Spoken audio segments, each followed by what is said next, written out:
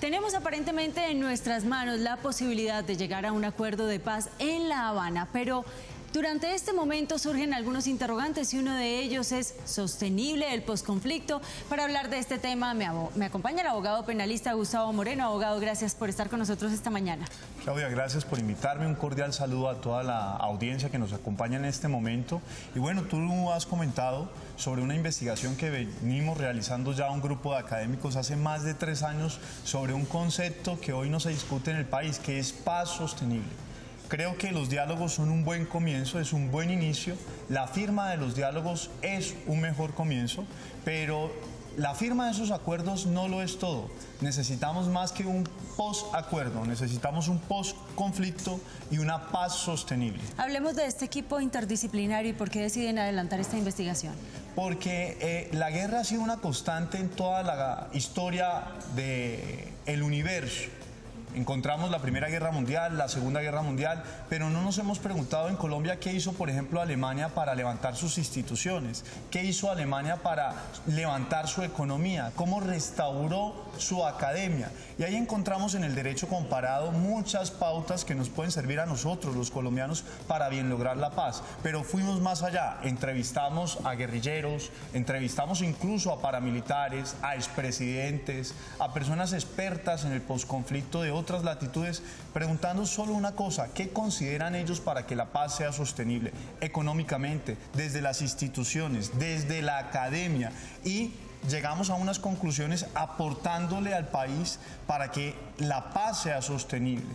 Con 500 años de historia del continente americano, 60 años de historia de la guerra colombiana, es simplemente un día y una noche en el contexto universal. Luego, en algún momento vamos a lograr la paz. ¿Qué necesitamos para que esa paz sea sostenible? Y encontramos, por ejemplo, que necesitamos hacer una reforma educativa. En Alemania, por ejemplo, a los niños, y ya lo habíamos comentado acá, Claudia, se les enseña qué hacía el Führer, qué hacía el servicio secreto de esa Alemania nazi. En Colombia, la mayoría de niños no conocen la realidad del conflicto colombiano. Pero además, la paz, para que sea sostenible, requiere una fuerte inversión económica. ¿Qué necesitamos para que esa economía se apalanque el proceso de paz? Para que esa paz no degenere en grupos al margen de la ley que se conozcan como delincuencia común, como hoy está pasando. Para nadie es un secreto que las BATCRIM están influenciando nuevamente en las elecciones de candidatos al Congreso, a la alcaldía municipal y a otros órganos de poder. ¿Cuál es la pretensión de ustedes con esta investigación? ¿Qué aporte están haciendo? ¿Van a compilar todas estas entrevistas, digamos, y se las van a entregar a quién? Es un aporte de la academia para que se tenga en cuenta, para que estos acuerdos, en algún momento que se firmen, se valoren, para que esa paz sea sostenible, para que la academia también opine. Yo creo que la palabra es un punto de encuentro. El diálogo que se está llevando en La Habana tiene que ser incluyente de otros sectores, a los sectores económicos, los sectores políticos, los sectores académicos, y también mirar como espejo los otros procesos de paz fallidos que se ha tenido en Colombia. Por ejemplo, la Ley de Justicia y Paz. Hay que mirar lo que pasó con la Ley de Justicia y Paz, hay que mirar lo que está pasando actualmente con los reinsertados, hay que mirar qué está pasando con las personas que están recuperando su libertad después de haber cumplido esa pena alternativa, hay que mirar los errores que se cometieron. Por ejemplo, uno de los errores que afecta a la justicia y uno de los estandartes de una paz sostenible es la justicia, la reparación a las víctimas, y vemos cómo, por ejemplo, ese marco tan grande para que los desmovilizados y reinsertados hablen y reconstruyan la paz debe ser limitado, porque se permea, se manipula la verdad. ¿En qué retrovisor podríamos vernos a nivel de otros países con relación a procesos de paz, por ejemplo, El Salvador? Sin duda, yo creo que todo el contexto universal nos sirve, no solo El Salvador. 2 guerras mundiales nos tienen que aportar.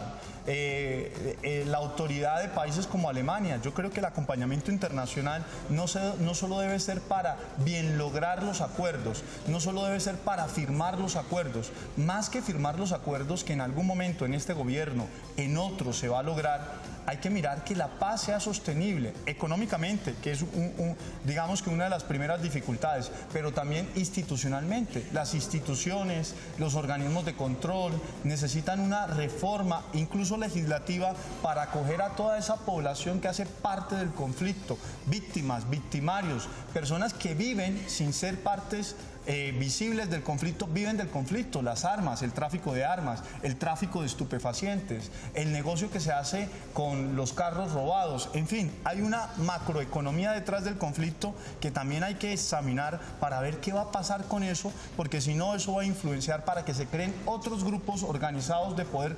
delincuenciales que no tengan la marca de FARC, pero van a seguir motivando el conflicto. Usted ya ha escrito otros libros. Dentro de estos testimonios ha encontrado algunas verdades que todavía no conoce el país y que hay otras víctimas detrás de las víctimas que conocemos. Sin duda, es una verdad que se ha construido a medias. Esa verdad sin duda ha sido manipulada y debemos evitar que eso pase con el futuro proceso de paz que esperamos y anhelamos los colombianos. Muchos paramilitares le han faltado a la justicia colombiana. Se desmovilizaron, se entregaron, pero no contaron toda la verdad.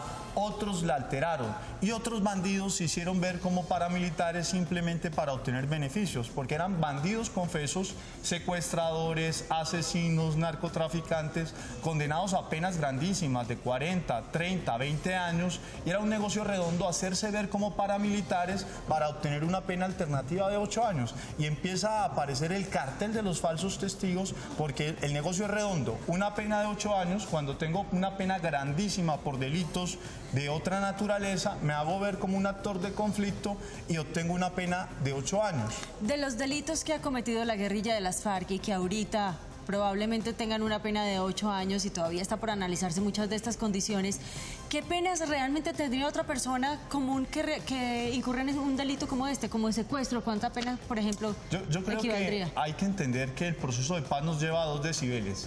A unos actores que no ha podido vencer el Estado y que necesita conciliarlos y darles una pena alternativa para que se desmovilicen y para que entreguen las armas, y otra revolución de la justicia ordinaria de la persona que no está dentro del conflicto y delinque por otros móviles.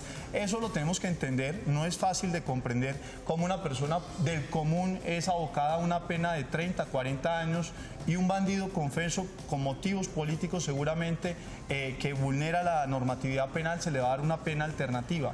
Yo creo que es una solución y no de ahora. Cuando los alemanes fueron condenados después de la Segunda Guerra Mundial y fueron llevados a juicios, todos los miembros del ejército, a muchos se les dio una pena alternativa de 3 años con libertad condicional, no pagaron un día de pena.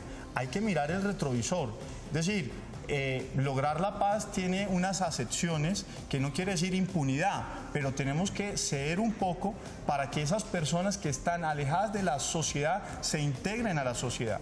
Más de 40 entrevistas, ¿cuándo las vamos a tener publicadas? ¿En el mes de marzo? En el mes de marzo vamos a tener el resultado de la investigación, no solo entrevistas, sino también hay estudios respecto de lo que se debe tener en cuenta para que esa paz sea sostenible económicamente. Y opiniones internacionales. Y opiniones internacionales, Claudia.